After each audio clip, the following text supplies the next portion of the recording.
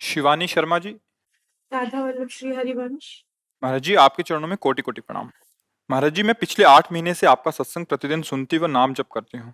महाराज जी, मेरा प्रश्न ये है कि सबके प्रति भगवत भाव तथा आचरण अच्छा रखने के फलस्वरूप कई बार बहुत से कष्टों का सामना करना पड़ता है। मन भावुक होने के कारण ठीक से निर्णय नहीं ले पाता। तो क्या महाराज जी, हमारे ये नाम जप की कोई कमी है या हमारा कोई प्रारब्ध ही अभी है? नहीं, अभी स्थिति नहीं है। अभी स्थिति नहीं, इसलिए दुखद लगता है। आप कोई भी दुख की बात बताइए जिसमें आपको दुख लगा है, फिर हम उसको आपको बताएं कि वास्तविक को दुख है कि नहीं है। बताइए आप, कौन सा आप है कि आप सब में भगवत भाव करती हैं, अच्छे आचरण करती हैं, फिर वो क्रिया, वो व्यक्ति आपको इस भाव से दुख देता है? आप बताइए। महाराज जी, फिर सामने वाले का व्यवहार मुझे कष्ट देता है। अगर मैं अच्छा ठीक, यही रुक जाइए, आपके प्रश्न का उत्तर इसी से सुलझ जाएगा। सामने वाला आपका प्यारा प्रभु है, क्योंकि आप पहले बोलिए ना, सब पे भगवत भाव करते हैं।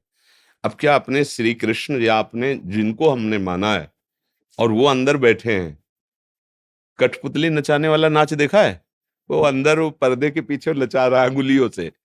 ऐसे ही उसकी जो प्रतिकूलता भरी चेष्टा हो रही, तो चूंकि हम निकले ना, छुपा छुपी खेल हो रहा था हमारा और प्रभु का, तो उनका मैं छुपता हूं, ढूंढ लीजिए तो खेल बंद हो जाएगा, तुम्हें इनाम मिलेगा, भगवदानंद, सारूप्य मोक्ष, सारिष्ट मोक्ष, जो चाहोगे। अब छुपे, अब वो बहुत बड़े खिलाड़ी हैं, वो इन सब रूपों में छुप गए। अब हम ढूंढने निकले कि इसमें भी प्रभु हैं। अब उनको छुपना है ना, अब वो रूप आपके सामने प्रकट किए जो प्रभु नहीं कर सकते। हमारी भावना, प्रभु बहुत करुणामय, दीन वत्सल, हमारे प्रीतम, अब वो कठोर व्यवहार, वो ऐसे प्रभु कैसे हो सकते हैं? ऐसा नीच आचरण वाला प्रभु हो सकता है? नहीं प्रभु हो सकता। अब आप चूक रहे हो छुपा छुपी खेल में, आप उसको पहचान नहीं, कर कुछ भी लो तुम ही हो। अब बोलो आनंद आएगा या दुख आएगा? आनंद आए। जब हम प्रभु का भाव भूल गए और व्यक्ति का भाव आया और अपने में श्रेष्ठ भाव आया कि मैं तेरे लिए इतना हितकर बोला, इतना हितकर किया, और तूने मेरे लिए ऐसे बोला, तो या हम दुखी हो जाएंगे या हम प्रतिकूलता का उत्तर प्रतिकूलता से देना शुरू। मतलब अभी हम कह रहे हैं लेकिन भगवत भाव हमारा हुआ नहीं है। समझ लीजिए सच्चाई की बात, क्योंकि जब वो स्थिति प्राप्त होती है तो फिर दुख शब्द अंदर प्रवेश नहीं करता, क्योंकि सुख सिंधु भगवान की हम भावना में, तो दुख कैसे स्पर्श कर जाएगा? कुंती जी ने भगवान से मांगा था कि प्रतिपल हमें विपत्ति दीजिए, दुख दीजिए। क्यों? क्योंकि विपत्ति और दुख में आप स्पष्ट दिखाई देते हो।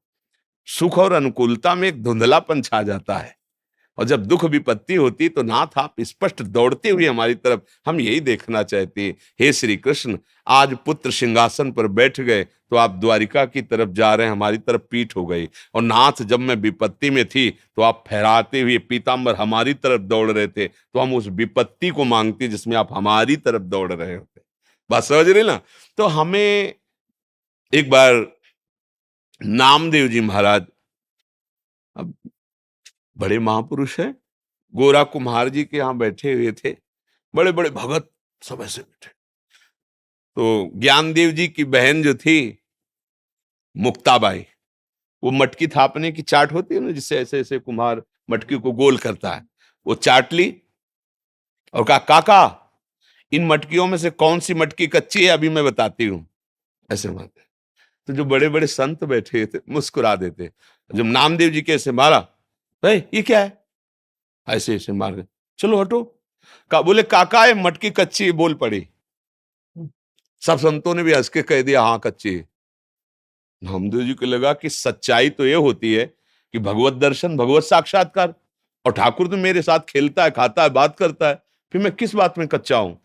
सीधे मंदिर गए और विट्ठल भगवान से कहा कि सब सच्चाई की सच्चाई ये, सिद्धावस्था ये कि आप बात करो, आप हंसो, आप मिल जाओ, आपका साक्षात्कार, तो आप हमारे साथ खेलते हो। फिर जब उन्होंने कहा कि कच्चे, तो सब संतों ने कहा कच्चे, तो क्या मैं कच्चा हूं? भगवान ने भी कह दिया, हाँ तुम अभी कच्चे हो। तो उनका पक्काई क्या होती? बोले सुनो, एक संत है, जंगल में एक शंकर जी का मंदिर है, वहां वो पड़े हुए हैं, उनका नाम विशोबा खेचर जी है। आप उनके जाओ, चरणों में बैठो, वो जो उपदेश करे वो मान लेना, तब तुम पक्के हो जाओगे। अब भगवान ने कह दिया, गए तो देखा वो शंकर जी का जो पिंड है ना, उस पे वो पैर रखे हुए डेहरी में, ऐसे सर रखे हुए आराम से। तो उनका साधारण आस्तिक भी ऐसा नहीं कर सकता कि शंकर जी के ऊपर पैर रख दे। और भगवान ने कहा इनको गुरु बनाना। बोले पैर हटाइए महाराज, आप अपना शंकर जी के ऊपर रखें। तो उनका बेटा जहां शंकर जी ना हो वहां पैर रख दीजिए, क्योंकि तुम्हें पिंड में केवल शंकर जी का, कण कण में शिव विराजमान है। तो बोले जहां बेटा शिव ना हो वहां पैर रख दीजिए। तो सहज स्वभाव में पैर पकड़ा, ऐसे हटा के तो वहां भी शिवलिंग, जहां उनके पैर वहां से कोई कण नहीं जहां भगवान। आप समझ गए कि कोई सिद्ध पुरुष है, क्योंकि भगवान ने तो उनका प्रभु मैं आपकी महिमा को जान नहीं पाया, आप उपदेश कीजिए। तो उनका बेटा बस इतनी बात समझने की कोई कण ऐसा नहीं जहां विट्ठल ना हो, सब जगह विट्ठल, सब में विट्ठल। पर गुरु वचन है ना, स्वीकार किया, सब में विट्ठल, सब जगह विट्ठल। तो एक दिन रोटी बना रहे थे ठाकुर जी के लिए, ऐसे रखा और थोड़ा घी गर्म करने लगे तो एक कुत्ता आया, पूरी रोटी भर ली। सब में सब जगह विट्ठल, बात गूंज रही थी। वो घी का कटोरा, प्रभु रूखी मत खाओ, घी लगा देने दो, ऐसे दौड़ रहे थे। तो कुत्ते से भगवान विट्ठल प्रकट हो गए। उनका देखा, तुमने पहचान लिया ना, जब वो बालिका तो आप मंदिर में शिकायत करने आए थे, और आज जब गुरु कृपा हो गई, पक्के हो गए, तो कुत्ते में भी तुमने मुझे ढूंढ लिया। यही सच्चाई। पर इसका अहंकार नहीं होना चाहिए कि मैं सर्वत्र भगवान दर्शन करता हूं। एक दिन ठाकुर जी से कहा कि प्रभु अब आप कितना भी छुपो हम आपको पहचान लेंगे।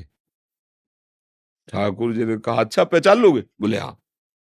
उसी दिन की बात मन में एकदम आया कि मंदिर में बड़ा कोलाहल हो रहा है, पीछे बैठते हैं, मंदिर के पीछे चल के शांति से ध्यान भगवान का करते हैं। पीछे बैठे तो 2-4-10 लड़के खेलने लगे आके, थोड़ा यहाँ भी विक्षेप होता है। नदी किनारे चलते हैं एकांत, नदी किनारे बैठे, थोड़ी देर हुई थी कि वहां बैलगाड़ियां आकर के रुकने लगी, तंबू का नाथ लगने लगी। तो कहा हल्ला मत आओ, यहाँ प्रभु का भजन कर रहे हैं। तो एक स्त्री और एक पुरुष निकला गड़ासा लिए, बोले आज बहुत भूख लगी थी, कोई शिकार तो मिला नहीं, ये आदमी मिल गया है, इसी को मार के खा जाते हैं। तो स्त्री ने कहा हाँ ठीक है, और दौड़ पड़े। नामदेव जी ने धोती संभाली और भागे वहां से, और वो पीछे है, जल्दी पकड़ो नहीं तो भोजन निकल जाएगा। नामदेव जी को लगा काट के खा जाएंगे, पता नहीं कौन लोग हैं। भाग के जब मंदिर में गए, ऐसे ऐसे हो रहे थे। भगवान ने कहा कि कैसे भाग रहे हो? बोले प्रभु बच गए, एक स्त्री और एक पुरुष जो है ना, वो हमें काट के खाने के लिए और खेद लिया था, भाग के आए, मंदिर में बच गए। बोले ढूंढ पाए? हम ही तो थे। बोले ढूंढ पाए? हम ही थे। वो जनवाए तो जाल लो, और वो ना जलवाला चाहता तुम जाल ले सकते हो। बड़े खिलाड़ी है प्रभु ही सब रूपों में। जब ये जान जाओगी तो आपको दुख नहीं होगा। आप अभ्यास कर रहे हैं, बड़े सौभाग्यशाली हैं, प्रशंसनीय है ऐसी भावना। पर अभी हम लोग कच्चे हैं। अभ्यास करते करते जब हम पक्के हो जाएंगे तो हमें व्यक्ति नहीं दिखेगा, वस्तु दिखेगी, प्रभु दिखेंगे।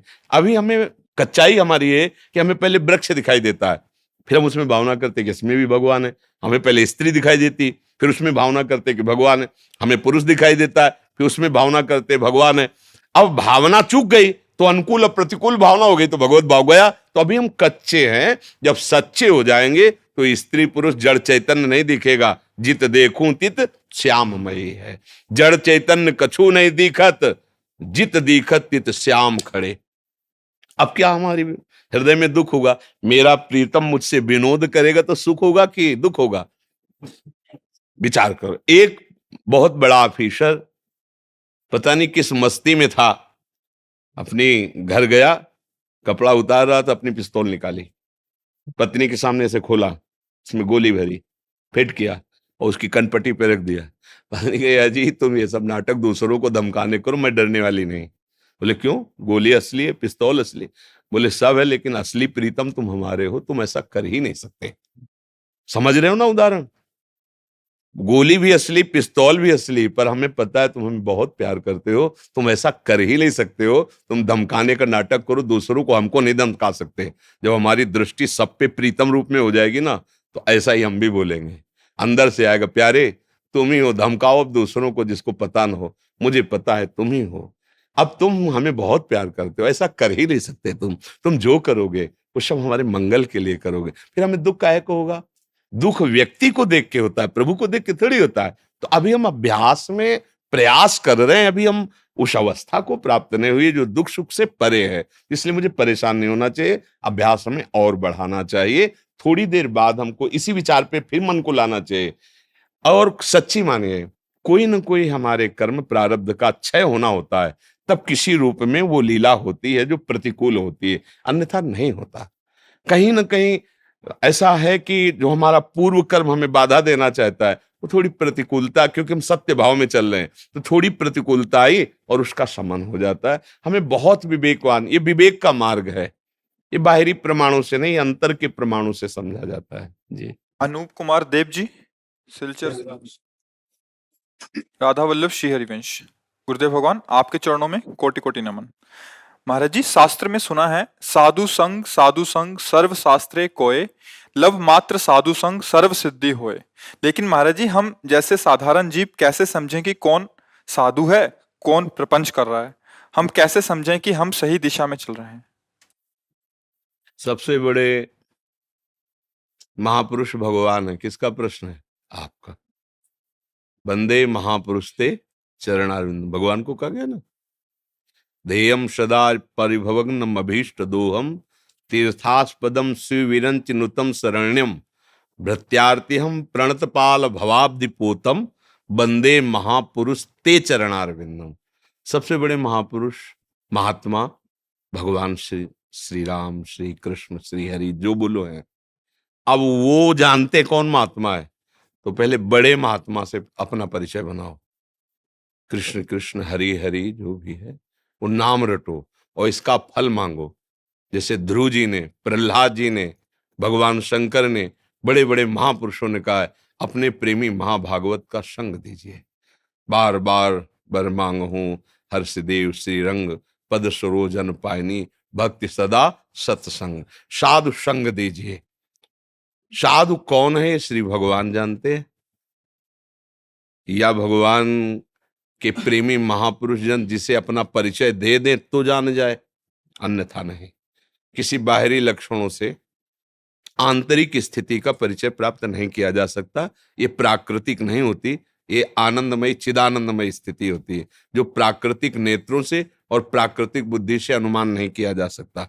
फिर भी जैसे एक दीपक घर में जल जाए तो झरोखों से पता चलने लगता है कि अंधकार नष्ट हो गया, दीपक प्रकाशित हो गया है, ऐसे ही कुछ ऐसे लक्षण होते हैं जिनसे पता चल जाता है कि भगवान का प्रकाश इनके हृदय में हो गया है।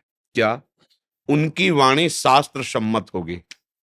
पहला, उनके आचरण उनकी वाणी से मिलते होंगे। वाणी में कुछ और है, आचरण में कुछ और है, मन में कुछ और है, यह साधु का लक्षण होता है। साधु का लक्षण होता है जो वाणी में वही मन में वही आचरण में। तीसरा, जिनके दर्शन मात्र से ऐसा लगने लगे कि ये मेरे हैं, मैं पहली बार देखा हूं लेकिन लग रहा है मैं बहुत परिचित हूं, क्योंकि जो बहुत परिचित प्रभु है उनके हृदय में प्रकाश, एक अलौकिक आकर्षण, एक अपनापन, एक सहज अपनापन। चौथी बात, उनके समीप बैठने से जलन पैदा हो जाए अपने दोषों की, कि मैं कितना निकृष्ट हूं, मैं ऐसा गंदा आचरण करता हूं, मैं ऐसा नीच आचरण, मैं इसको त्याग दूंगा।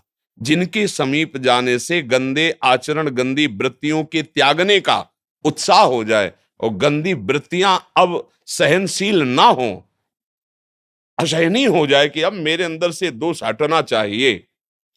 जिनके संग से नाम का परिचय मिले, नाम जपने की प्रियता मिले, आचरण पवित्र रहने की प्रियता मिले, हृदय में ऐसा बल प्राप्त हो।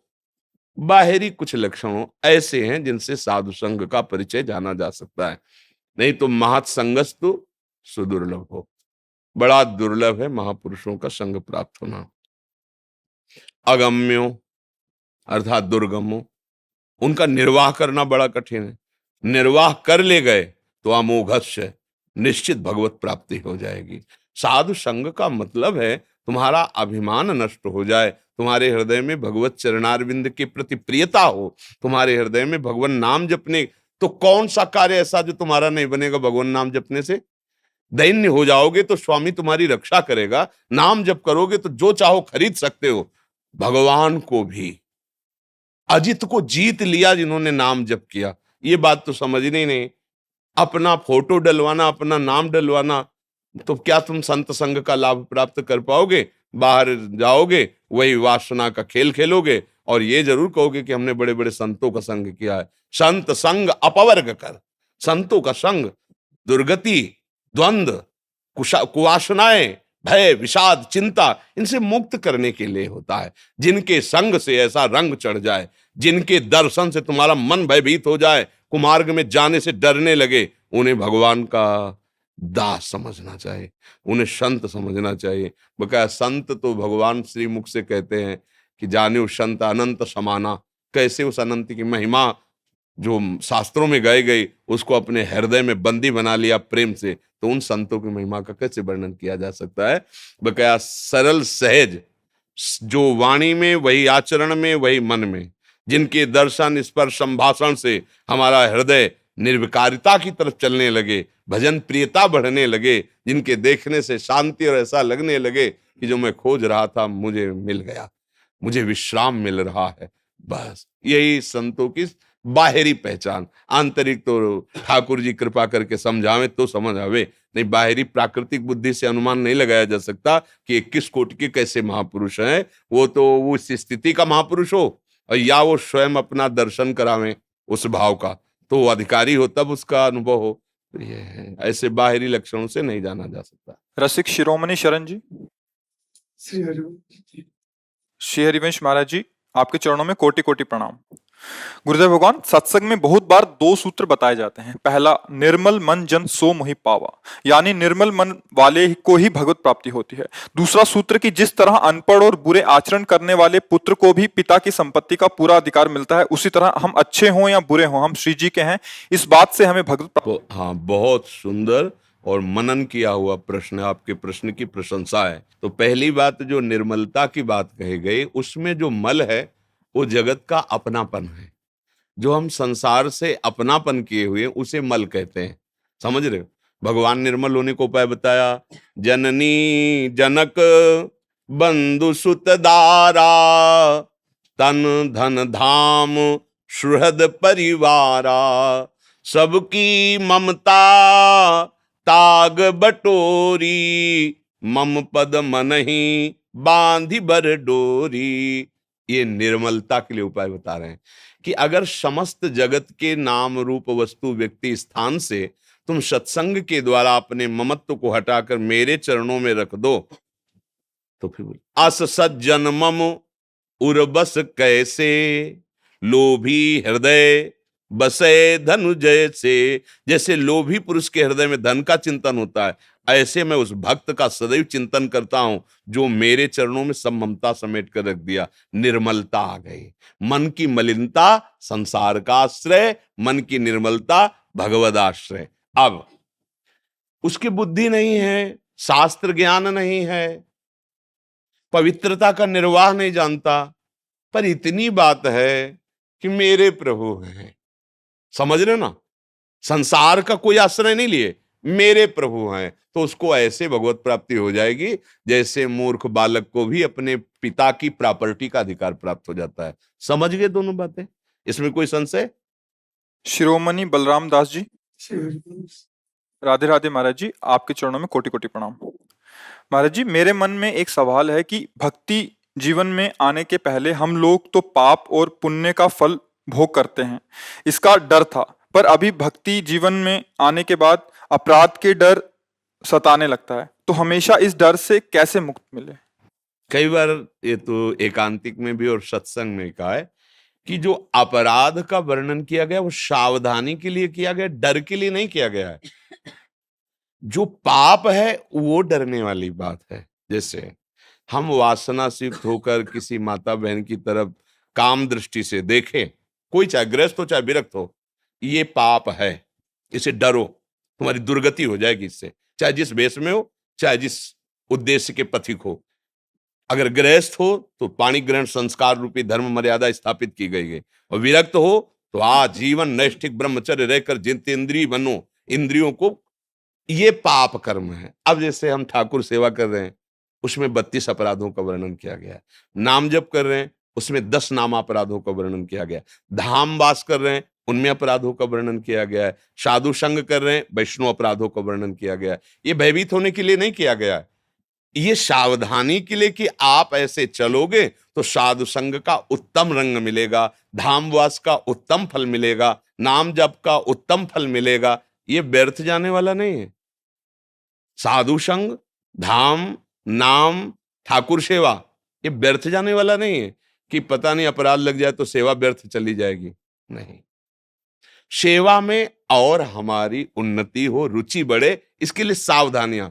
वो जो 32 सेवा अपराध हैं, 10 नामापराध हैं, वैष्णव अपराध है, धामापराध है, इसका अपराध की जगह सावधानी शब्द आप मान लीजिए कि हम किस सावधानी से चले जिससे नाम हमारे हृदय में प्रकाशित हो जाए।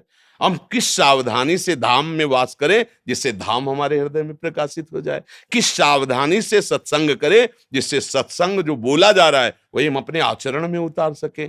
किस सावधानी से हमारा जीवन होना चाहिए, वो भयभीत होने के लिए नहीं है कि अब नामापराध से भयभीत हुए तो नाम जब छूट गया, धामापराध से भयभीत हुए धाम से बाहर हो गए, सेवापराध तो फिर से ठाकुर सेवा छूट गई, वैष्णव अपराध तो संत संग, नहीं तो बचा क्या? अपराध है, अपराध तो बचा। चैतन्य वो स्पेशली बोला है कि वैष्णव अपराध से तुम हमेशा दूर रहो। तो सावधानी, सावधानी। क्या होता है ना, कभी कभी जानने में भी आप समझो वैष्णव अपराध किसे कहते हैं, इसे समझो।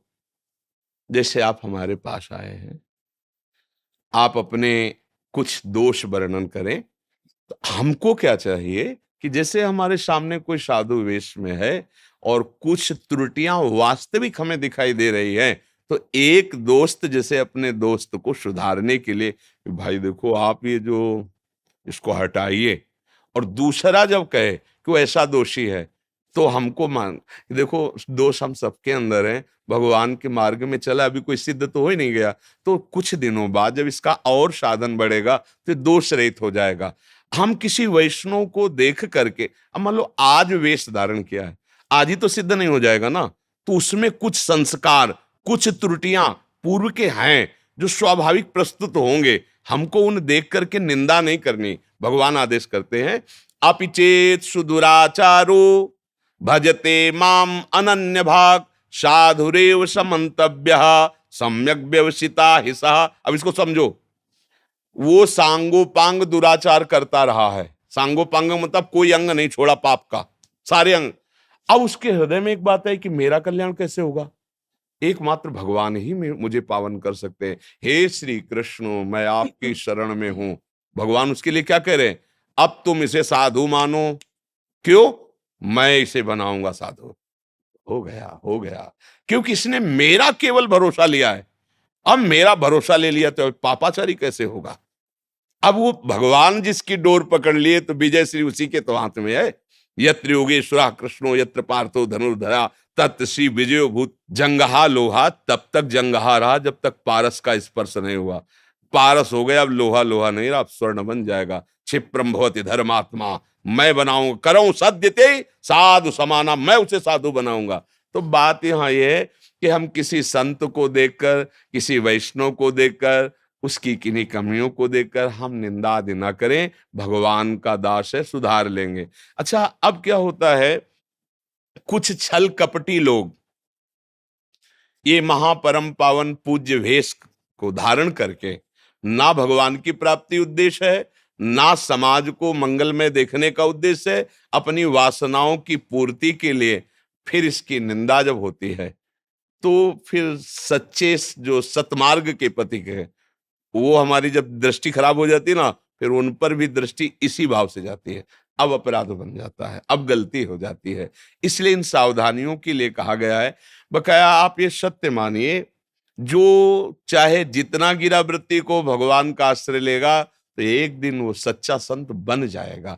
अब संत का भेष केवल रखा है हमने इसीलिए, वासनाओं की पूर्ति के लिए, तो चाहे 50 साल हो जाए, चाहे 50 जन्म हो जाए, बात बनेगी नहीं। आश्रय भगवान का लिया है, एक दिन महात्मा बन जाएगा, सच्चा बन जाएगा। बीमार है, अब भी बीमारी है, डॉक्टर के समीप पहुंच गया है, ठीक हो जाएगा। ये मार्ग है। इस बात को अब जैसे हम ठाकुर सेवा कर रहे हैं तो हमसे कौन कौन सी गलतियां नहीं होनी चाहिए उनका वर्णन किया गया है। नाम जप रहे हैं कौन कौन सी गलतियां नहीं होनी चाहिए उनका वर्णन किया गया है। अगर गलतियां हो गई तो उसी से समाधान भी होगा ना। अगर वैष्णव अपराध बन गया तो वैष्णव ही तो क्षमा कर देगा। वो वैष्णव अपराध वैष्णव से ही दूर हो जाएगा, नामापराध नाम से ही दूर हो जाएगा, सेवापराध सेवा से ही दूर हो जाएगा, धामापराध धाम के सेवन से ही नष्ट हो जाएगा। बात समझनी, हमें डरना नहीं, इतना नहीं डरना कि हमारा सतमार्ग छूट जाए। नहीं नहीं नहीं नहीं, हम जो गलतियां होंगी मेरे प्रभु हैं, मेरे गुरुदेव हैं, मेरे आचार्य हैं, मुझे संभालेंगे। आज नहीं तो कभी भी गलती हो सकती है, हमको तो यही सोचना है। तो भगवान कहते करो सदा तिनके रखवारी, जिमि बालक राखे महतारी। छोटा लड़खड़ाने वाले बच्चे को माँ ऐसे चलाती है कि अगर किसी भी तरह गिरा तो हमारी गोद में है। ऐसे भगवान अपने दासों को चलाते तभी चल पाते, नहीं तो इतनी फिसलन माया में है कि पैर जमाना बहुत कठिन है। तो इसमें डरने की बात नहीं।